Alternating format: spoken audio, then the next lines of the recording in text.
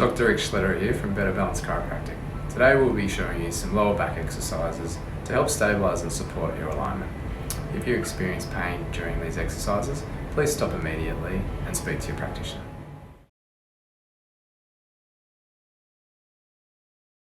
Low back exercises number one.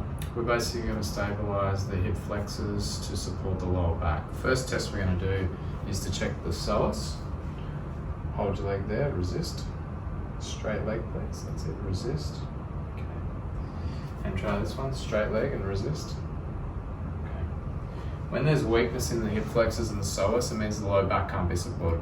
So what we'll be doing is actually creating more muscle tone to stabilise the lower back. The best way to do that is to be able to hold your legs straight and keep it above the ground about 10 to 20 centimetres and hold that for 10 seconds. Then you relax it. Then you angle the leg out and you hold that for 10 seconds and then you relax it and then you turn the leg inwards, keeping it straight but turned in, and you hold that for 10 seconds and relax it. You do the same on the other side, hold the leg up for 10 seconds, then you relax it, then you turn the leg out, 10 seconds, relax. Turn your leg in, 10 seconds, relax. And then you will grab a towel,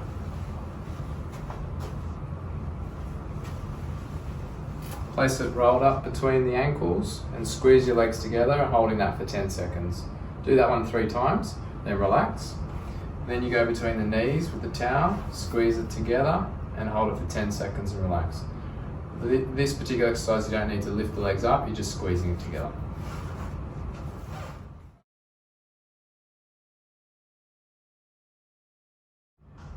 Low back exercises number 2. The other part we need to work on is also the glute strength and hamstring strength as well, basically switching on both the glutes and the hamstrings to support the lower back. One of the best ways you can do that is by doing a simple bridge exercise. You get the patient to bend both their legs, and the idea is to use the support of your glutes, the bottom muscles, and the hamstrings to lift and elevate your pelvis so it's basically off the couch. So just lifting up and holding that for 10 seconds. And the idea is to make sure you can actually feel the glutes and the hamstrings engaging during this time. If it hurts your neck or anywhere else in your back, obviously please stop the exercise straight away and then gently lower it down. If this exercise becomes too easy, there's a harder version which you can do one-legged. So basically we will straighten one of your legs and then do the opposite leg where you're supporting it through the one leg and lifting your pelvis up. This is a lot harder, and if you find you're straining, obviously don't do it. Work up from the 2-legged one, eventually you'll get to this one. Relax down, change legs, straighten the other leg, and then lifting up using the glute and the hamstring. Looks easy, but it's quite tricky, and it will help obviously stabilise your lower back.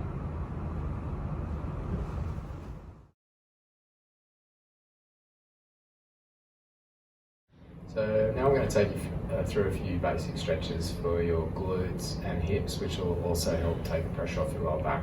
Obviously the glute muscle, we're sitting for most of the day at our offices, and sort of when we exercise as well, we tighten up in those areas and we don't generally get enough flexibility. So basic stretch you can even do when you're sitting at your own office chair or on a couch even, is basically lift your other leg across into like your fingers around your knee, keeping your shoulders nice and square and your back upright.